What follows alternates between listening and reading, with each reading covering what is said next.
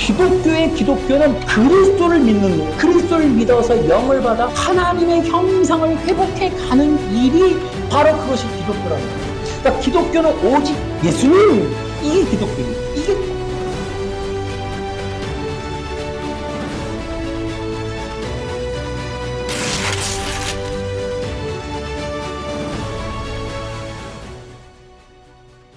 기독교가 무너져가는 소리가 우두두 우두두 막 소리가 들립니다.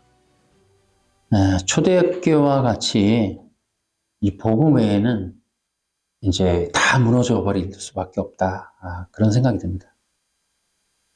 기독교의 이 붕괴, 기독교의 몰락, 왜 그럴까? 두 가지로 봐야죠. 기독교가 세속화로 타락하는 것과 진리가 왜곡된 것, 두 가지가 원인이겠죠. 그래서 가짜 기독교, 거짓된 기독교, 정말 그들이 쌓아놓은 종교라고 하는 탑이 무너지는 것이다. 특히 이제 지금 우리가 주목하고 있는 것은 이 기독교 몰락을 재촉하는 그 원인이 바로 이 기독교의 율법화, 기독교가 율법에 정복당하는. 그럼 어떻게 그렇게 지금 이렇게 진행이 됐나? 그게 바로 1640년대에 만들어진 웨스트민스터 신앙고백서. 바로 그들이 만들어 놓은 행위언약, 도덕법, 의의 전가교리, 능동순종교리. 이런 것들이 기독교를 급격하게 율법화로 만들어버린 원인이 되고 있다. 그래서 이 영국에서 이 1644년에 만들어진 이 외신서, 이 외신서가 기독교를 어떻게 몰락의 길로 끌고 내려갔는가? 외신서는 이 중세 르네 데카르트서부터 시작된 이 계몽주의, 그 계몽주의의 영향권 아래에서 만들어진 바로 그러한 신앙 고백서이기 때문에 그들이 만들어 놓은 이 외신서는 명백하게 성경을 왜곡 조작하여서 율법주의로 만드는 그런 조작된 기독교 교리였다. 그들이 바로 어떻게 이 기독교를 몰락시키는 원인이 되고 있는가? 바로 창세기 2장 17절. 창세기 2장 17절을 바로 이 행위 언약, 아담의 원죄는 행위 언약이었다. 도덕법을 어긴 것이다. 라고 하는 것을 규정하면서부터 기독교는 이미 수명이 다 끝난 상태로 몰락을 시작한 것이다. 라고 보면 될 것 같아요. 그들이 이제 외신서가 행위 언약을 창세기 2장 17절 인간의 이 원죄를 행위 언약으로 규정하면서 사용한 근거 구절, 외신서에서 사용한 근거 구절이 로마서 10장 5절과 갈라디아서 3장 10절 12절인데 바로 이런 것들이 이제 어떻게 성경을 왜곡 조작하여서 심각한 기독교 파괴 공작을 했는지 우리는 지난주에 좀 살펴봤습니다. 두 번에 걸쳐서. 오늘도 그 이제 연장선상에서 한번 또 얘기하고 다음 주에는 우리가 이제 이 웨스트민스터 신앙고백서가 만든 도덕법에 대해서 얘기하도록 하겠습니다. 제1장. 자, 웨스트민스터 신앙고백서가 어떻게 성경을 왜곡했는가에 대한 내용을 우리가 보았는데요. 우리 간단하게 다시 한번 보면은 이들이 아담의 선악과 언약, 창세기 2장 17절. 아담의 원죄를 인간이 죄를 짓게 된 모든 사람이 죄와 사망 가운데 처하게 된 이 원죄를 외신서는 행위 언약이다. 도덕법에 대한 불순종이었다. 이렇게 규정을 했습니다. 어디에 그렇게 되어 있는가? 웨스트민스터 신앙고백서 7장 2항에 사람과 체결한 첫 번째 언약은 행위의 언약이었고 이 언약에 따라서 온전하고 자발적인 복종을 조건으로 하여서 아담과 그 안에서 그의 후손들에게 생명이 약속되었다. 자, 이것을 규정하면서 이제 근거 구절을 기록을 해놨어요. 여러분들이 찾아보시면 누구든지 웨스트민스터 신앙고백서를 보시면 다 알 수 있는 내용인데요. 그들이 제시한 근거 구절은 로마서 10장 5절과 갈라디아서 3장 10절, 12절, 로마서 5장 12에서 20절을 제시했습니다. 로마서 5장 얘기는 우리가 별도로 또 다시 나중에 아담의 순종 문제를 이제 얘기하도록 하고요. 이 두 구절, 로마서 10장과 갈라디아서 3장 이 두 구절에 대한 이야기를 우리가 지금 나누고 있습니다. 그런데 놀랍게도 로마서 10장 5절과 갈라디아서 3장 10절, 12절의 내용은 구약 레위기 18장 5절을 인용한 겁니다. 사도 바울이 이 한 절을 두 군데 신약 성경에다가 인용을 했는데 그 인용한 구절을 바로 행위 언약으로 규정하므로 그들이 외신서가 아담의 이 언약을 행위의 언약이라고 규정할 때 사용한 근거 구절은 레위기 18장 5절입니다. 그러면 그 내용이 뭐냐? 너희는 내 규례와 법도를 지키라. 사람이 이를 행하면 그로 말미암아 살리라. 나는 여호와이니라. 바로 이 내용입니다. 그러니까 외신서가 행위 언약이라는 걸 만들 때 레위기 18장 5절에서 말하는 이를 행하라. 그리하면 산다. 이 내용을 아담에게 적용시켜서 아담이 율법을 자발적으로 순종했더라면 구원을 받았을 것이다. 이런 얘기를 하고 있는 것입니다. 그러니까 지금까지 레위기 18장 5절이 어떤 문제인지를 이거를 풀어내는 사람들이 없었어요. 행위 언약이 뭔가 문제가 있다라는 느낌, 행위 언약에 대한 뭔가 이것이 수용이 되지 않는 사람들도 있었지만, 근데 그들이 계속 부딪히고 넘어졌던 이유가 바로 레위기 18장 5절을 넘어가질 못하는 거예요. 이를 행하면, 너무나 분명하게 율법을 행하면 그로 말미암아 산다는 이 말에 다 넘어지는 거예요. 너무나 명백하게 율법을 지키면 그래야 산다라는 이 뜻을 가지고 있는 것 같은 이 요절. 누구도 이것을 풀어내질 못하는 거예요. 그래서 아마도 지난주에 영상 보여드렸지만 남전주 노회가 아마도 이런 부분을 좀 해석해 주시오. 행위 언약이 아무리 개혁신학의 근간이 되고 주축이 되고 반석이 되고 있더라도 이것은 뭔가 성경과는 좀 다른 듯한 내용이니 신학적으로 검증해 주시오 했는데 결국 신학자들도 이 레위기 18장 5절을 근거로 이를 행하면 분명하게 성경은 율법을 지키면 그로 말미암아 산다라고 돼 있으니 이것은 성경적으로 전혀 문제될 것이 없다. 이렇게 규정을 해버리는 거죠. 과연 레위기 18장 5절의 뜻은 이를 행하면이라고 하는 게 무슨 뜻일까요? 그래서 그들이 인용하고 있는 본문들은 과연 정말 율법을 지키면 산다라는 내용을 하고 있을까?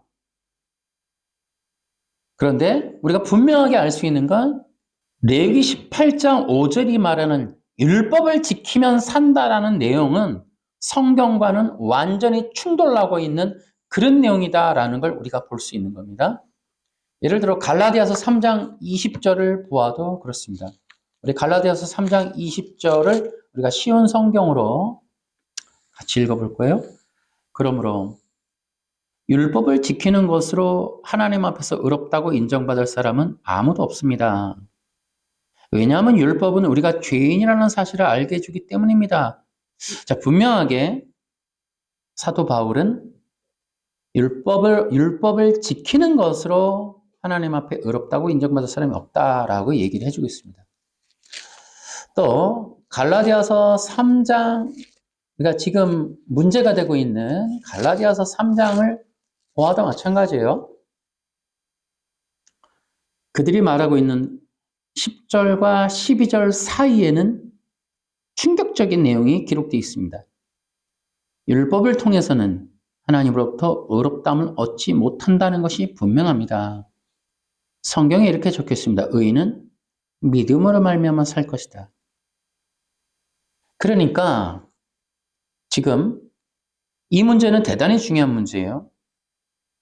행위 언약을 규정하면서 두 개의 구절을 인용을 했는데 그것은 사도 바울이 말한 두 개의 본문 내용이에요. 근데 그것을 사도 바울이 레위기 18장 5절을 근거로 이야기를 한 겁니다. 그런데요, 사도 바울은 이렇게 분명하게 성경에 율법을 통해서는 하나님으로부터 의롭다함을 얻지 못한다라고 분명하게 얘기했는데, 그러면 사도 바울이 레위기 18장 5절을 통해 율법을 지키면 산다, 이 내용을 행위 언약이 끌어다가 쓴 것처럼 율법을 지키면 산다라고 얘기했다면 사도 바울은 자기 얘기 두 가지를 서로 충돌나게 사용하겠다 이 말밖에 되는 게 아니에요.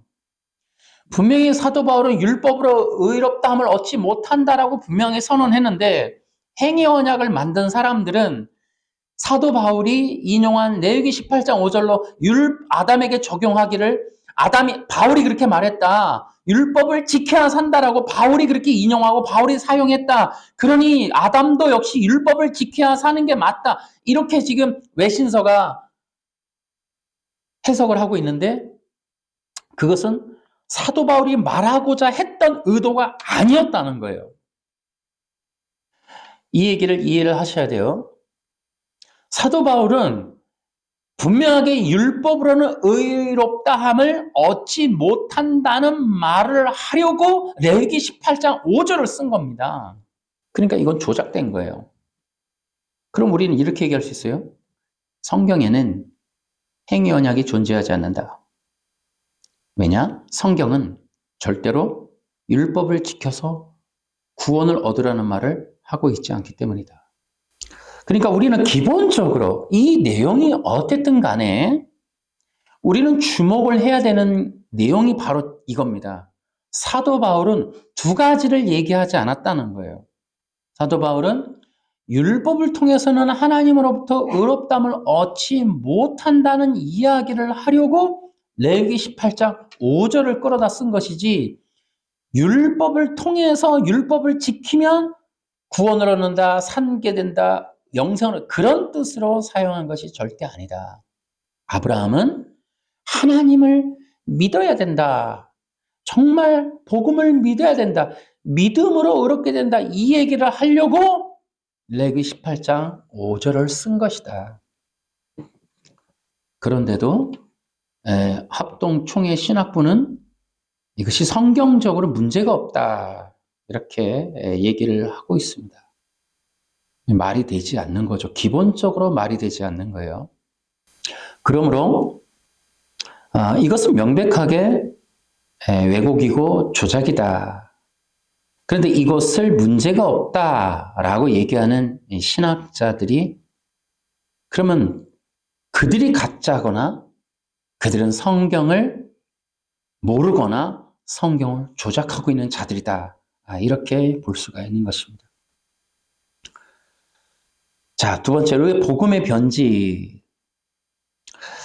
자, 그런데 우리가 이제 이 아담의 이 행위 언약의 문제, 이것에 대해서 신학자들이 지금 2026년인데도 불구하고 지금 이 시간이 엄청나게 지났음에도 불구하고 여전히 외신서를 두둔하고 외신서에는 문제가 없다, 성경적으로 절대 문제가 없다, 이렇게 얘기를 하고 있음에도 불구하고 다른 신학자나 다른 목회자들이 이의를 제기하지 못하는 그런 상황에 있다. 참 안타깝다. 그런데 이것이 어떻게 이렇게 두 눈 뜨고 성경에 없는 얘기를 함에도 성공을 할 수 있었는가?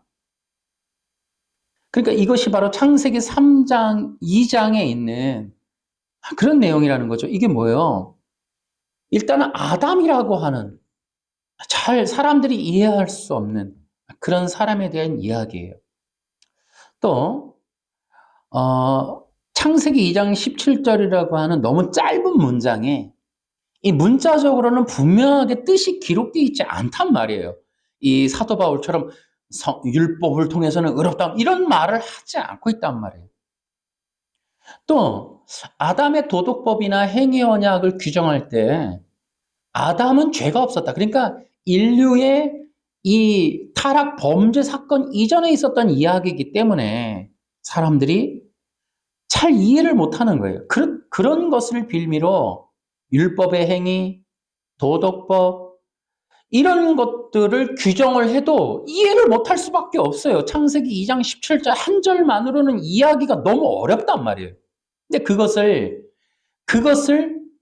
신약에 있는 두 개의 구절, 구약의 이 모세율법에 있는 하나의 구절을 가지고 그렇게 풀어낸 겁니다. 그 외신서가. 그런데 사람들이 바로 그 허점, 아담이라고 하는 특수성, 에덴 동산이라는 특수성, 아직 죄를 짓지 않았을 그때의 일이라는 특수성, 문자적으로 너무 짧은 내용, 문장 안에 명확하게 들어있거나 밝히지 않았다는 내용 때문에 우리는 행위 언약이라는 것을 저항도 못하고 고스란히 받아들일 수밖에 없는 그런 취약한 약자의 그런 위치에서 이것들을 따를 수밖에 없는 그런 상황에 지금 놓여 있는 것이다. 그런데 그 작은 틈, 정말 이 사람들이 너무나 이해하기 쉽지 않은 창세기 2장 17절 그 문장 그 하나에서 도대체 무엇이 들어있는지조차 이해할 수 없는 그 짧은 문장이라고 하는 것을 풀어낸 듯한 그 행위 언약.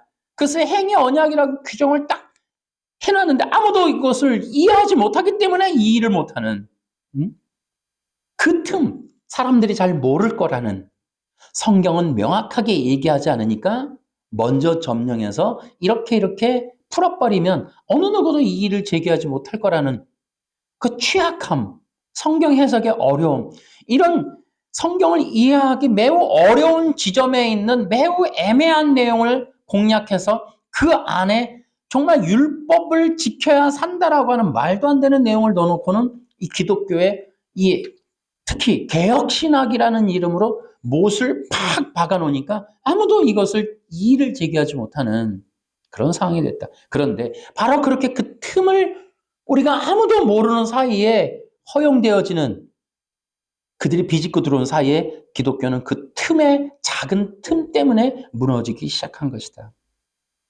그 작은 틈, 사람들의 그 취약한 부분을 치고 들어온 그 부분을 기독교가 정말 눈 감아주고 이의를 제기하지 않고 침묵하는 사이에 기독교는 스스로 타락의 길로 가고 바로 이 멸망의 길로 가게 된 것이다.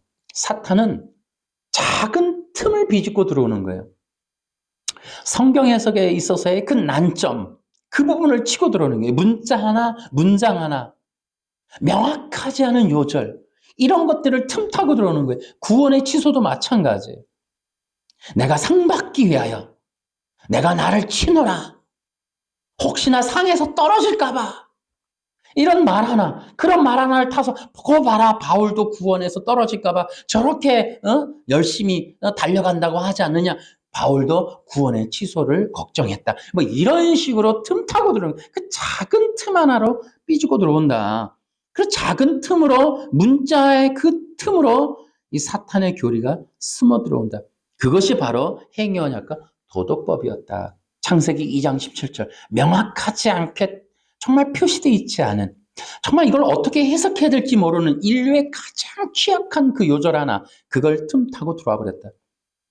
그래서 성경은 몰락하게 된다. 우리는 생각하게 돼요. 바로 이 사탄이 어떤 존재인가. 바로 우리는 매우 중요한 두 개의 구절을 한번 살펴볼 필요가 있어요. 요한복음 10장에 바로 그 내용이 얘기 있습니다. 내가 너희에게 진리를 말한다.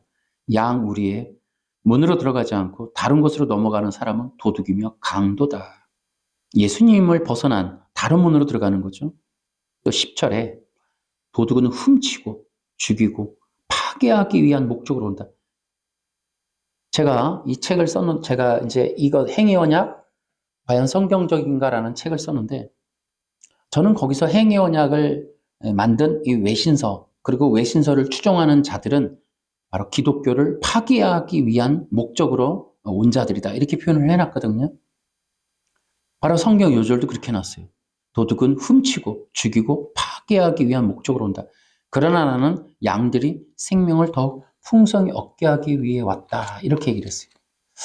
저는 한 구절 더 보려고 합니다. 마태복음 7장에도 비슷한 구절이 있어요. 마태복음 7장 15절에 창세기 에덴 동산에 있었던 뱀에 대한 이야기를 하는 거예요. 거짓 예언자들을 조심하여라. 그들은 양의 옷을 입고 너에게 다가온다. 그러나 그 속은 굶주린 늑대이다. 이 거짓 선지자들 조심하라. 그들이 울타리를 넘어 들어오고 틈을 타고 들어오고 작은 구멍을 타고 그렇게 들어오는 거예요. 그것이 바로 행위언약과 도덕법이었다. 정말 사람들이 이해하기 쉽지 않은 창세기 2장 17절 그 주목하지 않았던 그 요절을 그것을 틈타고 들어와서 버젓이 성경에도 없는 행위언약을 거기다가 걸어놓고 말았습니다. 저는 정말 이 왜 신학계가 왜 이렇게 변질됐을까?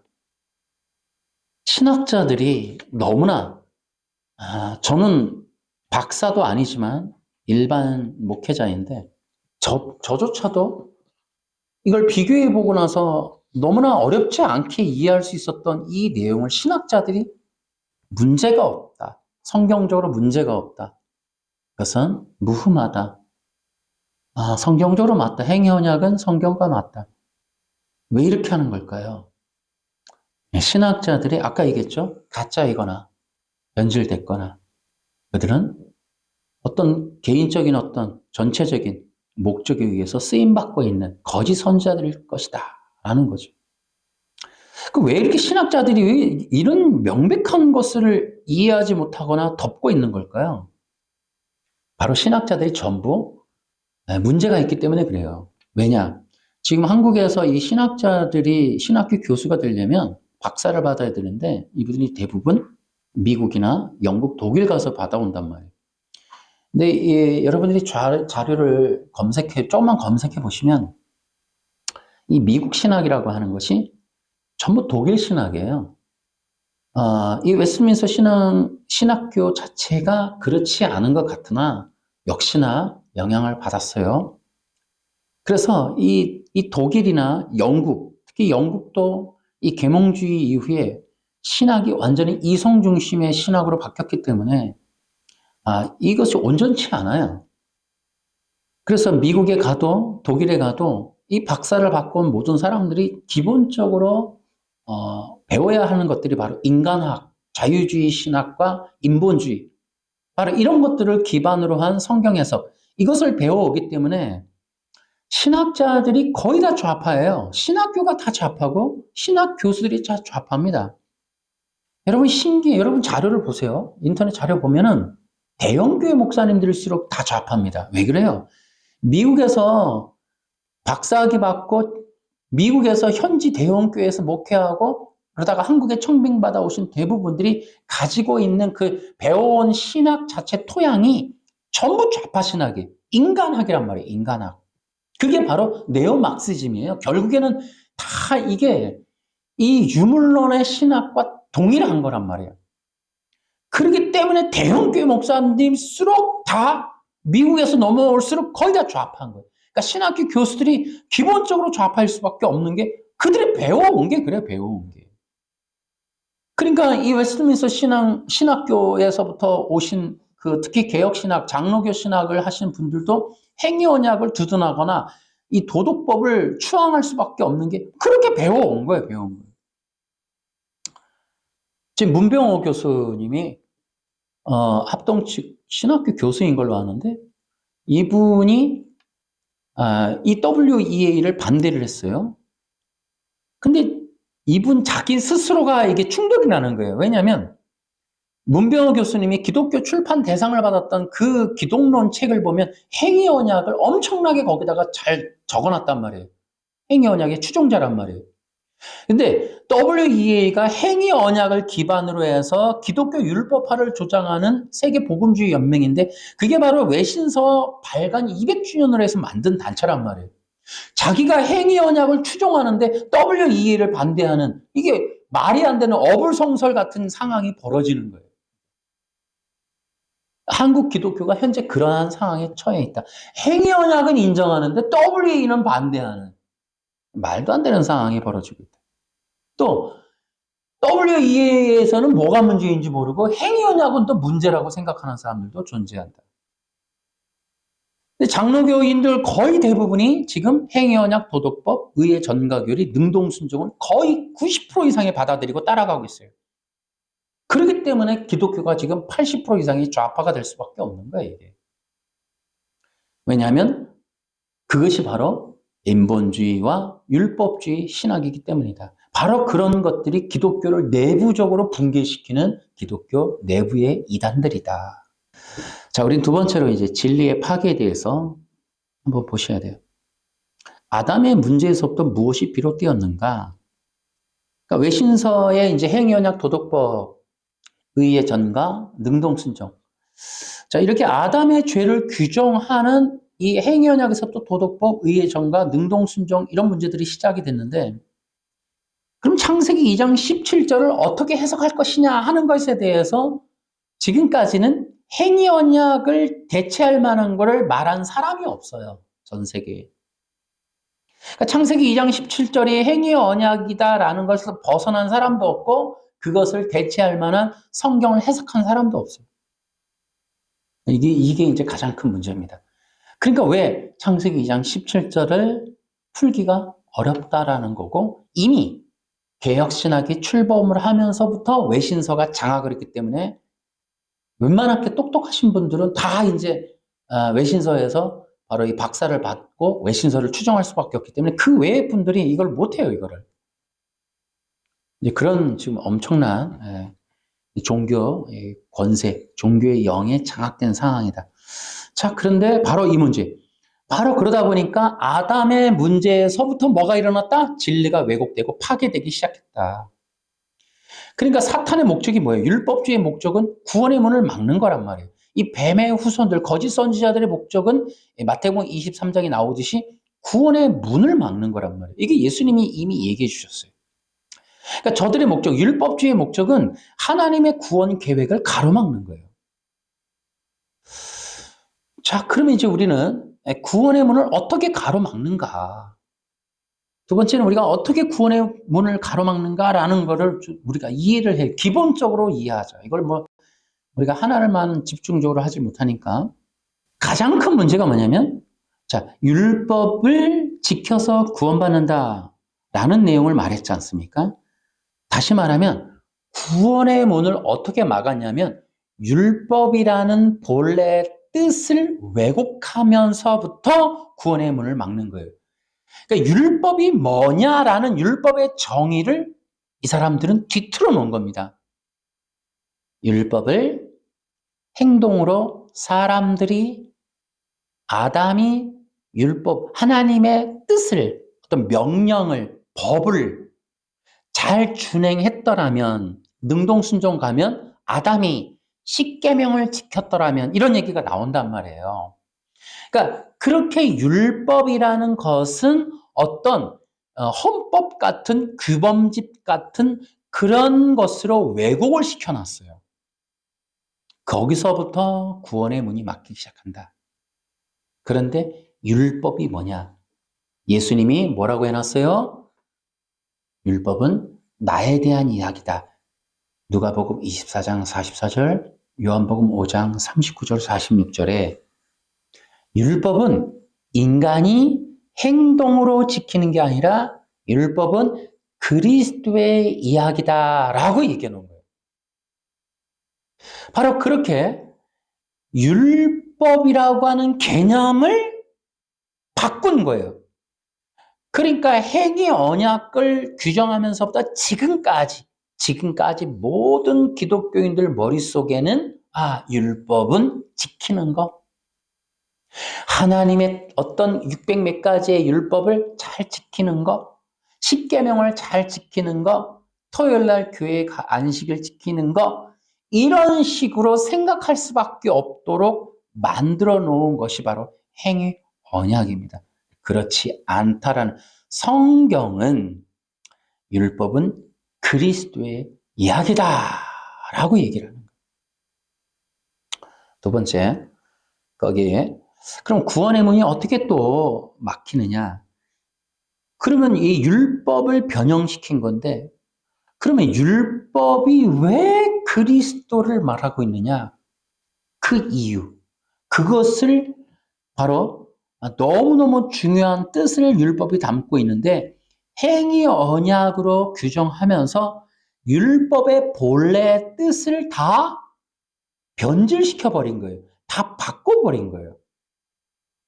율법의 이 뜻은 그리스도예요. 그럼 왜 하나님이 율법으로 그리스도를 계시했는가? 바로 뭐예요?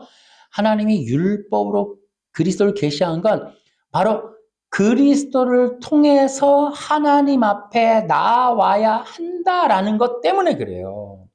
그것이 바로 디모데전서 2장 5절, 너무너무 중요한 구절이니까 우리 시청자분들이나 모든 분들이 여러 가지 성경 번역본으로 좀 살펴보면 좋겠어요. 이 개역개정 하나만 의지하지 마시고, 저는 이제 쉬운 성경으로 알려드리겠습니다. 하나님은 오직 한 분이십니다.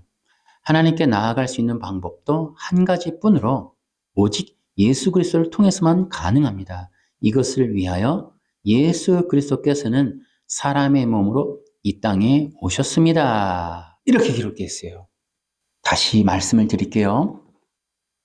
행위 언약이 나쁜 짓을 하는 건 뭐냐면, 지금도 행위 언약이 문제 없다라고 신학자들이 당당하게 밝히는 이유는, 행위 언약을 규정하면서부터 율법이라고 하는 이 의미가 인간이 어떤 조항들을 잘 지키는 것이야, 그게 하나님 뜻이고 그게 원래 율법의 뜻이야 라는 것으로 다 왜곡시켜 놓았기 때문에 여전히 지금도 신학자들조차도 행위 언약은 문제가 없어, 지키라 했으니까 지키면 되는 거지, 이렇게 보는 거예요.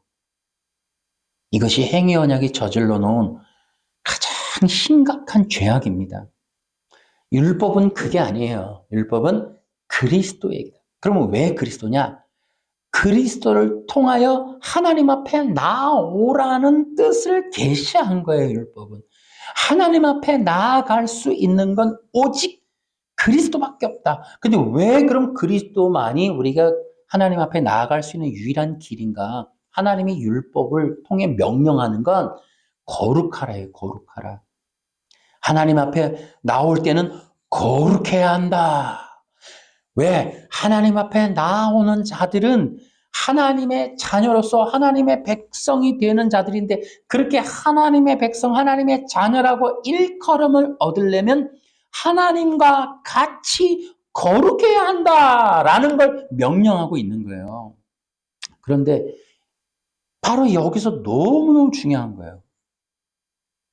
자, 제가 지금 말씀드리는 이런 내용들이 또 구약 모세 율법 안에 다 들어있는 내용이에요. 근데 우리는 구약 율법을 보면서 바로 이렇게 본래 하나님이 율법을 통해 말씀하려고 하셨던 내용들을 이해를 못하고 있는 거예요. 왜? 바로 행위 언약 때문에. 우리는 여전히 수많은 사람들이 행위 언약을 거부하면 왜 뭐가 문제인데 이렇게 생각하는 이유는, 율법은 여전히 지키는 거야 라는 이 선입견. 율법을 지켜야 해. 몸으로. 짐승 잡는 건 이제 우리가 할 수 없으니 그건 폐기되었고, 십계명은 지킬 수 있잖아. 그러니까 율법이라는 건 우리가 지키는 거야 라는 개념에서 못 벗어나는 이유가 행위 언약이라고 하는 어마어마한 이 대못이 박혀 있기 때문이다. 그러니까 여전히 지금 대한민국에 있는 신학자들조차도 이 율법은 지키는 거야. 인간이 지키는 거야. 몸으로 지키는 거야. 이것을 포기하지 않는 거예요. 절대 포기하지 않는 거예요.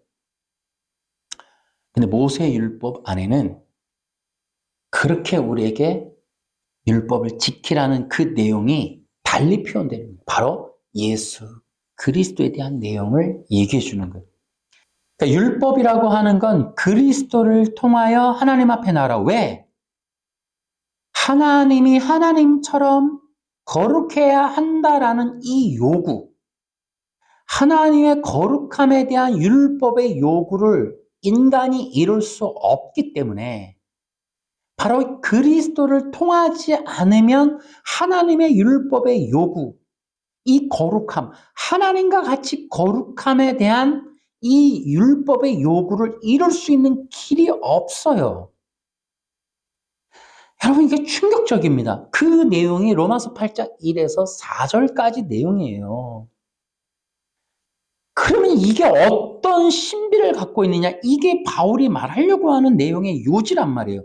이게 복음 안에 들어있는 의의 계시라고 하는 말의 뜻인데, 여러분 다시 한번 들어보세요.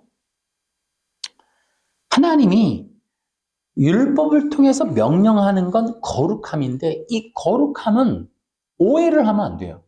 이 거룩함은 죄가 없는 것을 말한다. 그렇게도 말을 해요. 그런데 그 거룩함에 대한 요구를 바로 죄로 해석을 하면서 유대인들이 무슨 생각을 했냐면 양을 잘 잡아서 죄에 대한 속죄를 잘 하면 나는 죄가 없게 되고 거룩해질 거야 라는 생각을 하고 율법, 구약의 모세 율법을 잘 지키려고 했던 거예요. 근데 거기에는 거룩이 없었어요. 하나님이 요구하는 이 거룩은 그런 게 아니에요. 바로 새 언약을 얘기하는 거죠. 하나님께서 약속하셨던 그 약속이라고 하는 것은 단지 율법을 지켜서 사람의 이 행동적인 문제를 개선하는 데 있지 않아요. 인간의 영혼의 거룩함을 말하는 거예요. 그런데 이 인간의 거룩함은 단순히 어떤 노력이나 율법이나 십계명 갖고 해결되는 게 아니란 말이에요. 바로 하나님의 영을 입지 않으면 해결이 되지 않는 거예요. 그래서 이 하나님의 율법의 요구가 어떻게 이루어지느냐? 새 언약에서 이루어지는 거예요. 바로 하나님의 영이 임해서 하나님의 율법의 요구가 이루어진다. 이게 바로 로마서 8장 1에서 4절 얘기예요. 율법의 거룩함에 대한 요구는 인간의 몸으로 할 수 없어요.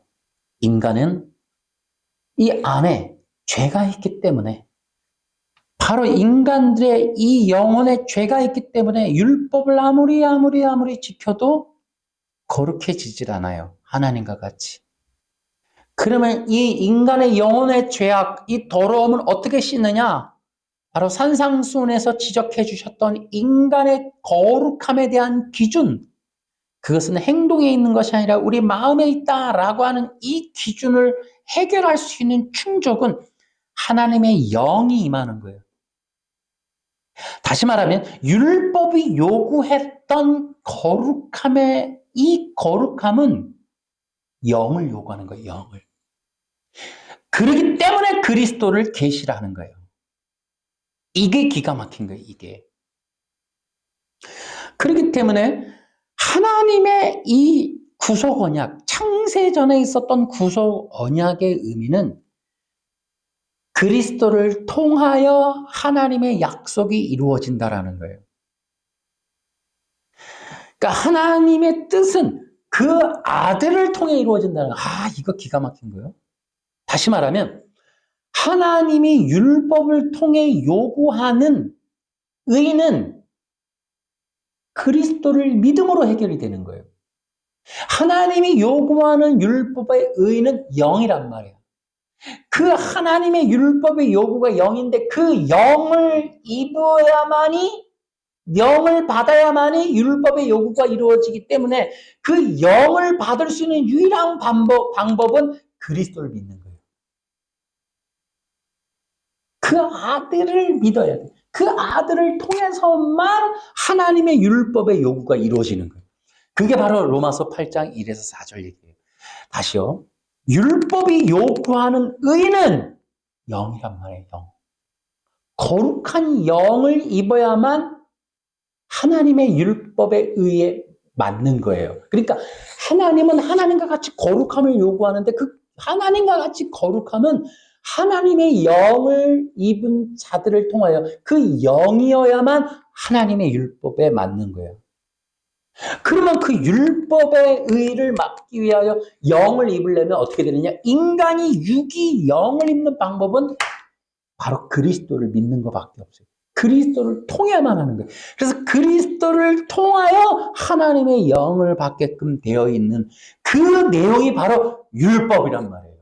다시 말하면 행위 언약으로 규정하면서 율법이라고 하는 것을 인간이 지켜서 의롭게 된다라는 걸 바꾸면서부터 행위 언약은 율법의 기본적인 하나님의 뜻을 전부 지워버렸어요. 원래 그리스도를 통하여 이루어지는 이 율법의 의의 요구를 싹 지워버리고 바로 율법을 지키면 의롭게 돼 라고 하는 거짓말을 통하여 신학과 교리로 규정해 놓은 거예요. 율법이 요구하는 하나님의 의는 인간의 육신으로 아무리 노력해도 안 돼요. 그래서 아담한테도 그것을 요구한 것이 아니에요. 너가 잘 십계명 지키면 내 구원 줄게. 이 약속을 하신 것이 아닙니다. 여러분, 하나님이 창세전부터 그리스도를 통하여 이루어지는 약속, 그리스도를 통하여 이루어지는 이 약속에 대한 그것은 여러분 바로 율법이 계시한 대로 그리스도를 통해야만 돼요. 그래서 율법은 처음부터 끝까지 그리스도만 나와야 되는 거예요. 그게 예수님이 말씀하신 구약은 나에 대한 이야기다라는 거예요.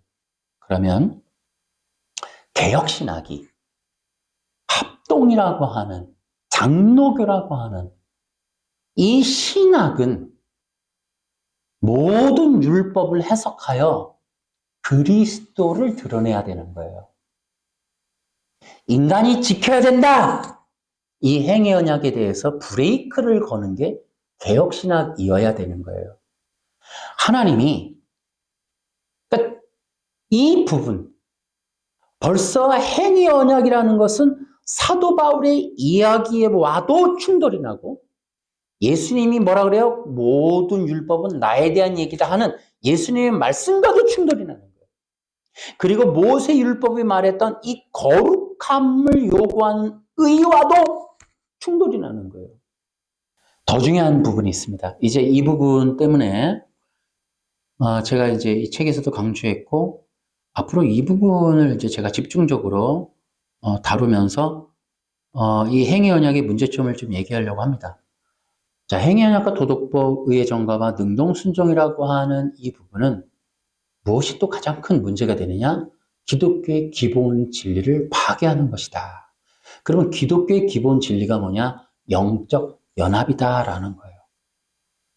여러분, 종교와 기독교의 차이를 이해하시나요? 보세요. 종교라고 하는 건 뭐냐면 사람이 도덕을 지키고 법을 지키고 윤리를 지키고 헌법을 지키고 또 고행하고 수행하고 도를 닦고 열반에 경지해가고 득도를 하고 해탈을 하고 이런 게 종교입니다. 기독교는요? 믿는 거예요. 이게 딱 하나예요. 다시요. 종교는 인간 개인이 수행하는 거예요. 그래서 인간 개인이 자기를 원하는 지점으로, 원하는 상태로 만들어가는 그 일이고, 기독교는 뭐냐면 그리스도와의 영적인 연합을 이루는 거예요. 기독교는 개인이 수행하는 게 아니라 하나님의 아들이신 그리스도와 영적인 연합을 하는 거예요. 그게 기독교예요. 그래서 믿음밖에 없어요. 그런데 행위언약, 능동수, 도덕법 이 다 모든 게 충격적이게도 영적 연합을 방해하는 거예요. 의의 전가교리가 여러분 이런 말이 있어요. 의의 전가교리는 뭐냐? 예수님을 믿어서 율법을 평생토록 완전하게 지키신 예수님의 의를 내가 전가받는다. 그렇게 되면 내가 의인이 되고 율법을 지킨 자가 돼서 내가 의롭게 된다. 이 얘기를 하고 있는 거예요. 이것은 영적 연합이 아닙니다. 이것은 영지주의예요, 영지주의. 다시요. 의의 전가는 뭐냐면, 이 전가교리가 교활하고 악랄한 건 예수님이 율법을 잘 지키셔서 획득한 의가 있는데 그 의를 어떻게 얻을까? 예수님을 믿어서 내가 예수님을 믿으면 그 의를 전가받는다는 거예요. 그래서 그 전가받은 의가 있어서 의인이 되고 또 율법을 지킨 자가 된다 이 얘기를 하는 거예요. 그러니까 이 사람들은 의의 전가 교리가 되게 악한 건 뭐냐면 그리스도와의 영적 연합이 아니라 그리스도가 율법을 지켜서 획득하신 의와 연합을 하게 만드는 거예요. 그 획득, 율법으로부터 얻었다라고 하는 어떤 의, 그거를 내가 받아서 의롭게 되었다. 이걸 주장하는 거예요. 영적 연합이란 뭐냐? 그리스도를 믿는 거예요. 그리스도와 연합하는 게 그리스도의 의와 연합하는 게 아니라 그리스도와 연합을 하고 그리스도로 옷 입고 그리스도를 믿어서 그리스도와 영적인 연합을 이루는 거예요. 다시 말하면 그리스도의 죽으심과 부활에 내가 동참하는 거예요. 예수님이 지키신 율법을 지키신 의에 연합하는 게 아니라 예수님이 죽으신 십자가에서 내가 함께 죽고 함께 부활하는 영적 연합, 바로 로마서 6장의 이야기를 내가 믿고 따르는 거. 이게 영적 연합인 거지. 그리스도의 의와 연합하는 게 아니란 말이에요. 나 거기서 예수님을 믿는다고 말하는데? 그러니까 이것이 교활한 얘기라고. 그리스도를 믿으면 그리스도와 연합을 해야지 그리스도로 받은 믿음이라는 게 뭐냐면 나 예수님 당신이 율법을 지켜서 의인이 됐다는 걸 믿어요. 이쯤 됐죠? 마음에 들죠? 그러면 나 이제 그거 빨리 의 줘요. 이 개념이란 말이에요. 내가 당신이 잘했다는 걸 인정할 테니까 이제 그 의의를 주세요. 주님이라는 말을 듣고 싶어요? 근데 그 말 해드릴게. 나 빨리 의의를 줘요. 내가 의인이 돼야 되는데 뭐 예수님이 지켰다고 하는 그 획득했다고 하는 의의가 있으니 나 그거 받아야 돼요. 나 그거 받아야 내가 의인이라고 인정받아요. 이 거짓말을 해도 이게 조작을 하는 겁니다. 이게 기독교를 조롱하는 거예요. 의의 전가교리는 그리스도와 연합을 하는 거지 그리스도가 받은 의와 연합하는 게 아니라고. 그리스도 때문에 의로운 거지 그리스도가 획득한 의가 있어서 그 의를 받으면 내가 의로운 게 아니라고요. 그래서 다시 말하면 예수님이 당신 나의 의인입니다. 이게 아니에요. 예수님이 나의 의가 아닙니다. 예수님이 획득한 의를 내가 얻을 때에 내가 의로운 겁니다. 그러니까 빨리 의를 주세요. 이 개념이에요. 빨리 의를 주세요. 그 하나만 봐도 의의 전가교리, 능동순종은 아예 그거는 나중에 정말 심각한 기독교를 무너뜨리는 강력한 방망이이기 때문에 그런 것들은 좀 나중에 다루도록 하고요. 그렇다면 그것은 이 전가교리 같은 것은 믿음이라고 하는 걸 빙자해서 스스로 의롭게 되라고 하는 거짓말이에요. 다시 말하면 종교가 말하고 있는 그런 원리를 바로 기독교 안에서 시행하고 있는 것. 그게 의의 전가교리다. 그래서 이것은 거짓된 위장된 영적 연합이다. 그 대가는 죽음이다라는 거죠. 그러니까 의의 전가교리는 기독교를 죽음으로 몰고 가는 아주 위험한 교리다 이렇게 볼 수 있어요. 자, 우리는 명백하게 이제 다섯 번째, 구원은 그리스도를 통해서 이루어진다. 이것이 너무너무 중요해요. 아까 디모데전서 2장 5절을 우리가 읽었습니다. 우리 에베소서 1장으로 한번 가볼까요? 우리 주 예수 그리스도의 아버지, 그리스도의 아버지 되시는 하나님께 찬양을 드립니다. 하나님께서는 하늘에 있는 모든 영적인 복을 그리스도 안에서 우리에게 주셨습니다.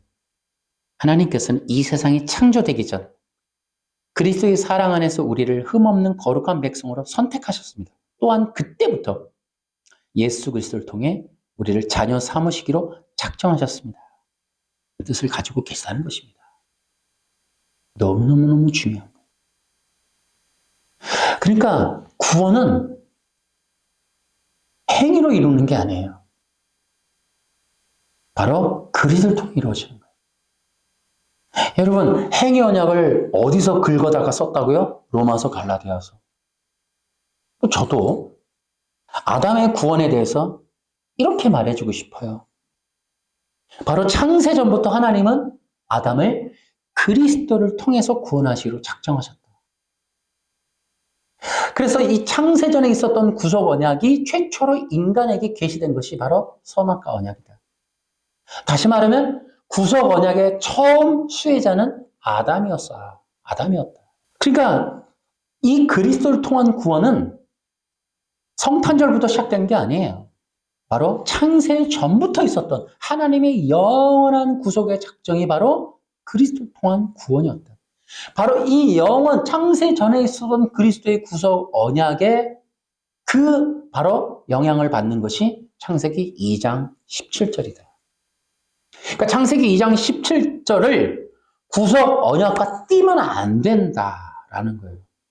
이미 창세 전부터 있었던 언약이 있기 때문에 이 땅에 있는 모든 말씀과 모든 원리와 모든 언약은 바로 구속 언약에 구속되게 돼 있다. 속하게 되어 있다. 그래서 이 선악과 언약도 역시 구속 언약의 하나의 계시였다라고 봐야 되는 것이 정상이라는 거예요. 저는 이렇게 말하고 싶어요.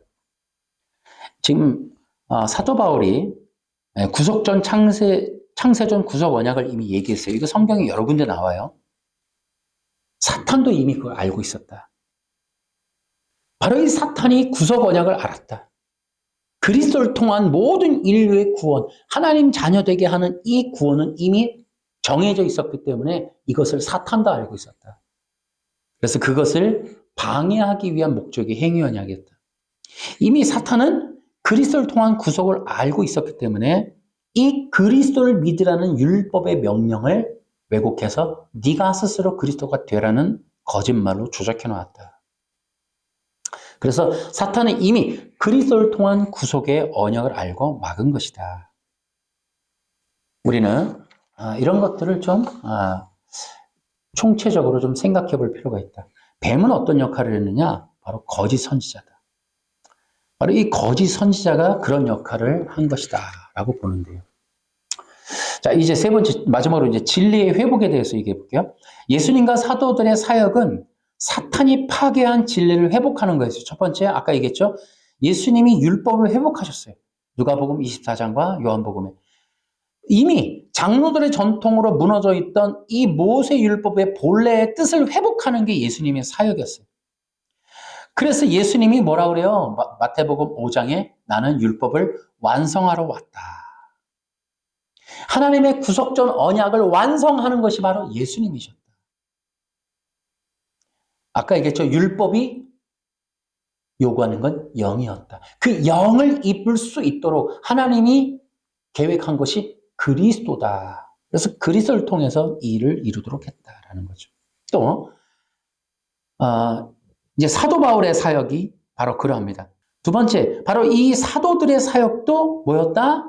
바로 이 모세 율법의 회복이었다. 그래서 모세 율법에 대해서 바울은 뭐라 그러냐? 몽학 선생, 초등 선생 이랬다. 자, 그러면 이게 무슨 뜻이냐?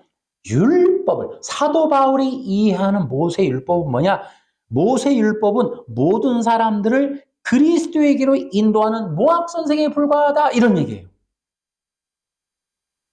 여러분 이거 명심하셔야 돼요. 율법은 그리스도께로 인도해주는 몽학 선생이에요. 율법은. 그러니까 율법 앞에 가는 모든 사람들에게 율법이 손가락질 하는 거예요. 그리스도에게 가라고. 그리고 그 사람들의 손목을 자꾸 끌고 가는 거예요. 그리스도에게로. 그게 모학 선생이에요. 모학 선생. 그러니까 사도들의 사역도 역시나 율법의 회복을 했다. 그 율법의 회복이 뭐냐? 그리스도라는 얘기를 한 것이다. 빌립 전도도 마찬가지예요. 빌립 전도도 뭡니까? 바로 예수가 그리스도라는 사실을 전하는 거예요. 자, 그런데 또 예수님이 율법에 대해서 이제 사역 공생의 기간에 율법이 무엇인지를 스스로 많이 보여주시는 것 중에 하나가 안식일을 깨뜨리시는 거예요. 안식일 규례. 사람의 전통으로, 사람의 계명으로 만들어 놓은 이것을 깨뜨려 버리셨다. 그러면서 예수님이 말씀하시는 그 사역을 통해 말씀하시는 건 뭐냐면 율법의 주인은 예수님이다. 그러므로 예수님은 율법을 지키는 것이 아니라 예수님이 율법의 주인이시다라는 걸 알려주는 거였다. 예수님의 공생에는. 그리고 예수님이 요한복음 16장에 뭐라 그래요? 내가 떠나가는 것이 너에게 유익이다. 내가 떠나가면 너에게 보혜사를, 또 다른 보혜사를 보내주실 것이다. 그러니까 예수님이 율법의 회복을 통해 말씀하시는 건 나를 믿음으로 성령을 받아야 한다. 그 얘기를 하시는 거예요. 그래서 예수님이 이제 네 번째 율법의 명령을 이루시도록 영을 입게 해주시는 것이다. 자, 이 뜻을 여러분들이 잘 아시고 다음에 또 율법이라고 하는 것이 요구하는 이 뜻, 약속, 언약에 대한 얘기를 좀 더 자세하게 해보도록 하겠습니다. 자, 그러면 다섯 번째로 바로 예수님과 사도들의 뜻을 교회가 어떻게 되느냐? 방연히 이어받아야 돼요. 그러니까 예수님과 사도들이 뭐 했어요? 모세의 율법을 회복하는 거예요. 모세의 율법의 회복은 뭐예요? 그리스도를 믿어서 영을 받으라는 뜻이에요. 그래서 모세의 율법이 명령했던 레위기 18장 5절에 이를 행하라 그리하면 산다는 건 바로 그리스도를 믿으면 너희가 영을 받게 될 것이다. 그 얘기를 하고 있다라는 거예요. 바로 레위기 18장 5절을 통하여 바울이 이걸 인용하면서 말하고 싶었던 건 예수 그리스도를, 예수님을 그리스도라고 믿으면 영을 받게 된다. 그래서 우리는 구원을 받게 된다. 생영생을 받게 된다. 그 얘기를 하고 싶어서 바로 레위기 18장 5절을 인용한 거예요. 그러니까 교회가 해야 할 일은 사도 바울이 레위기 18장 5절을 인용하면서 말하고 싶었던 건 이를 행하라. 예수님을 믿으라. 그리스도를 믿으라. 그러면 너희가 살게 될 것이다. 라고 하는 그 말을 하고 싶었던 말을 우리가 풀어줘야 되는 거예요. 교회가. 그러니까 사도 바울은 레위기 18장 5절을 쓰면서 율법을 지키라는 게 아니라 그리스도를 믿으면 너희들이 영을 받게 된다. 그 얘기를 하고 싶었던 겁니다. 그래서 사도 바울이 바로 그 구약의 이 모세율법의 본래의 뜻을 회복하려고 레위기 18장 5절을 본래대로 사용하면서 그것을 통해 예수 그리스도를 믿으면 산다라는 뜻으로 이를 행하라라고 명령한 거예요. 우리는 왜 많은 사람들이 이 내용을 그렇게 복음적으로 생각 못하느냐? 율법에 대한 잘못된 선입견, 행위 언약을 통해서 이게 몇백 년 동안 눌러놨던 율법을 지키는 거야, 십계명을 지키는 거야, 부모를 공경하는 거야, 어떤 법을 지켜야 거룩해져, 착하게 돼, 도덕적이 돼, 윤리적이 돼, 율법을 지키면, 십계명을 지키면 착한 사람 돼. 이것을 이 외신서 이후로 끊임없이 압박을 받은 거예요. 교회를 열심히 다니면, 직분을 받으면, 우리 11조를 하면, 주일 성수하면, 올바른 사람, 건강하고 경건한 사람, 착한 사람, 훌륭한 인품, 훌륭한 덕을 키우고 명문가정, 기독교의 명문가정, 주의를 잘 지키고 이런 개념을 계속 주입받은 거예요. 기독교는 사람이 경건해지는, 사람이 훌륭한 덕을 갖게 되는 종교가 아니에요. 그것이 바로 종교란 말이에요. 종교. 기독교는 그리스도를 믿는 거예요. 그리스도를 믿어서 영을 받아 하나님의 형상을 회복해 가는 일이 바로 그것이 기독교란 말이에요. 그러니까 기독교는 오직 예수님, 이게 기독교예요. 이게 경건이에요. 예수님을 믿는 거예요. 그래서 그 영을 받아서 성령 안에서 이끌림 받는 거예요. 성령 안에서.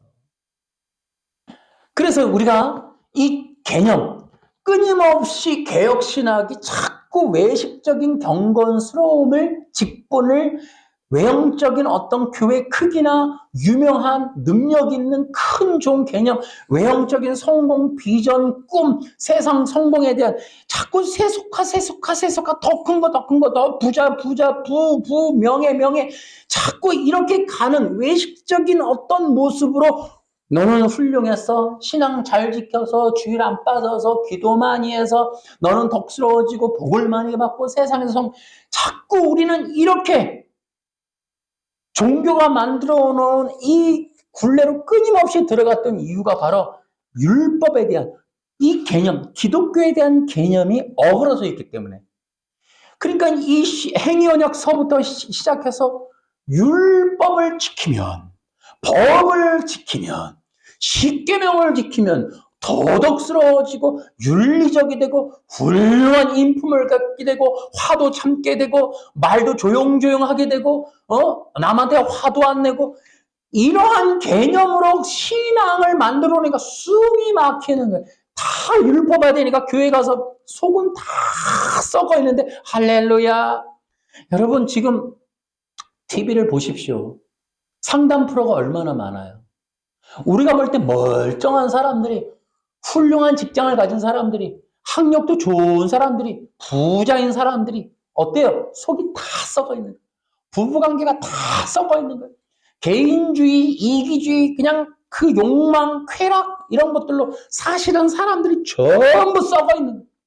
그게 지금 세상에 보여주는 상담 프로, 이혼 프로, 무슨 숙녀 프로, 짝짓기 프로에 나오는 수많은 모습들이 대한민국이라고 하는 세상이 다 다른 나라가 부러워하는 이 경제 발전의 국가의 이 백성들 하나하나를 들여다보면 전 세계에서 십자가가 제일 많을 수 있는 이 나라에 정말 기독교 인구가 3분의 1까지 차지했었던 이 대한민국 국가에 이 정말 기독교라고 하면 정말 대단한 국가였던 이 대한민국의 국민들이 전부 다 초토화되어 있다, 이 내면이.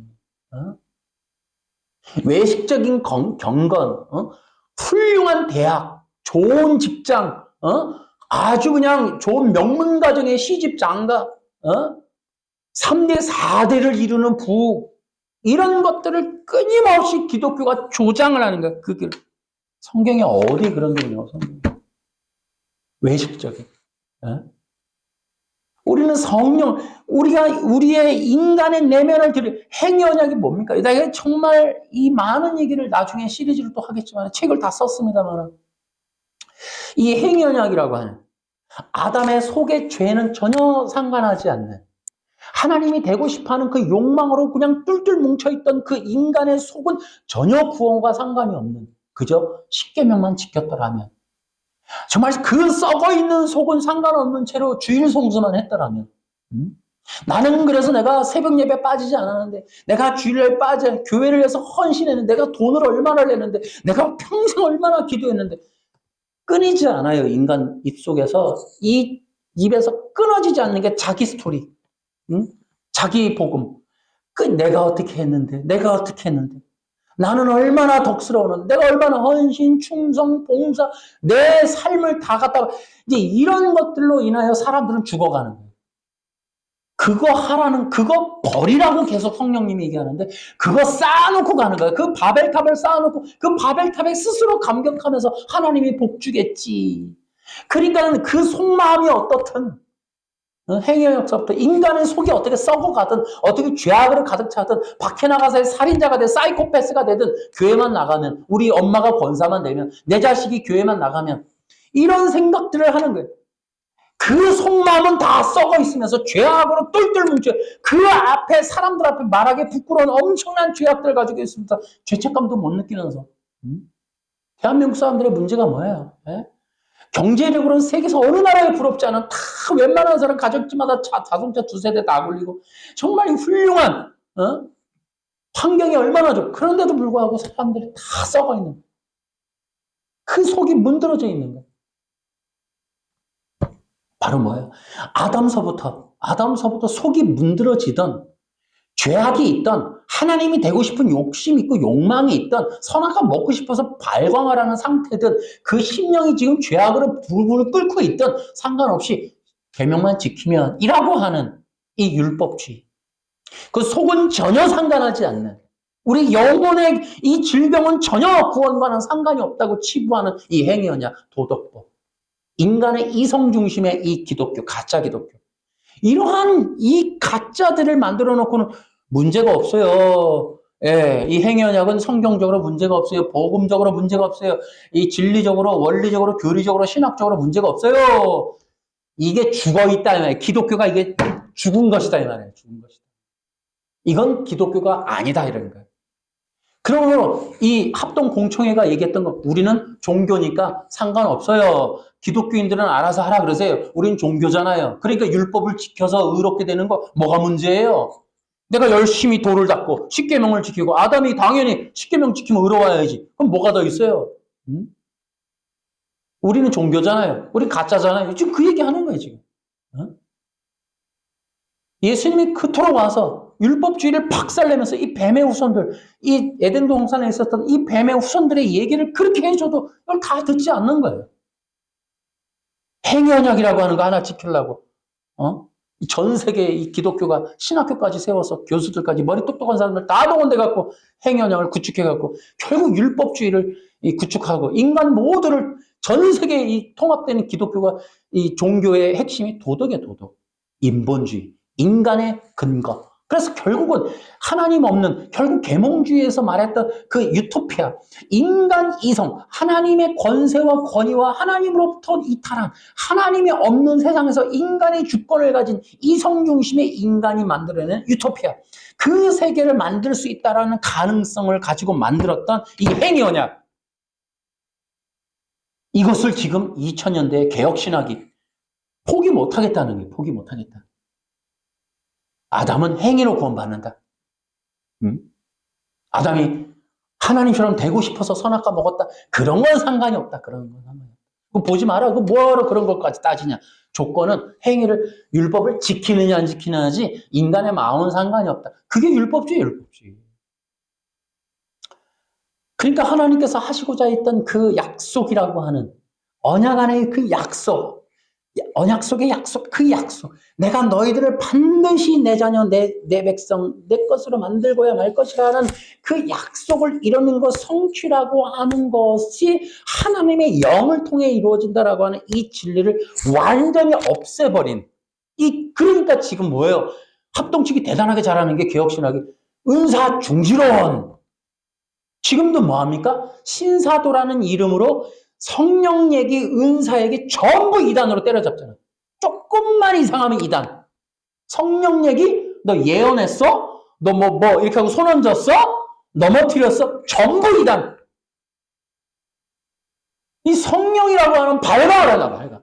행위언약은 이 가짜는 주장하면서 이 성령 얘기만 하면 발광을 한다. 정상이 아니다, 정상이. 응? 하나님의 영을 통한 하나님의 약속의 성취라고 하는 이 개념의 길목을 전부 차단하는 거예요. 전부. 신학이라는 이름으로. 권세, 어마어마한 마치 중세 마녀 재판처럼 하여튼 여기 걸리면 다 가는 거예요. 이런 일들을 지금 저지르고 있다. 이게 정상적인 기독교가 아니에요. 이 기독교의 결국 대한민국 기독교가 이 120년인가 만에 이 무너져가는 이유가 바로 이런 것들 때문이다. 부패했다. 교회가 전부 썩었다 이 말이야. 그렇게 강력한 권세를 세워놓은 이 개혁신학 안에 목사들이 다 어떠냐 이 말이야. 다 어떠냐고 지금. 대한민국의 정말 엄청난 이 부패 현상들, 이 종교 기득권, 권세, 감투, 이 권력 싸움, 그 안에 있었던 엄청난 부패스러운 일들, 신학의 부패함, 목회 현장의 부패함, 세속화, 연예인 불러다가 그냥 온갖이 다 하고 말이죠. 그런 것들은 비전, 꿈 얘기, 율법주의, 인본주의는 어느 누구도 이단이라고 안 해.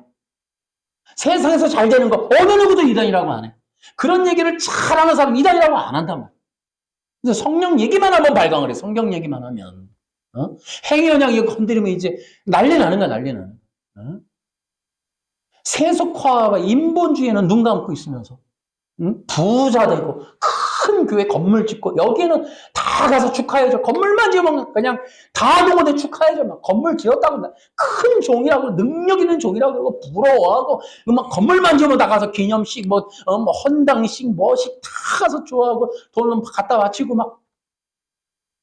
근데 이런 얘기만 하면 성령 얘기만 하면 발광을 하다. 이 정상 아니다 말이야.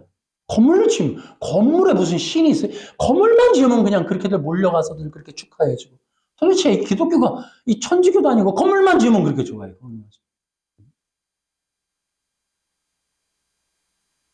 자, 이 결론적으로 제가 말씀을 드리면 외신서 이 신앙 고백서를 맹신적으로 따라가는 이 기독교 정말 큰 문제다 말이죠. 더 큰 문제는 뭐예요?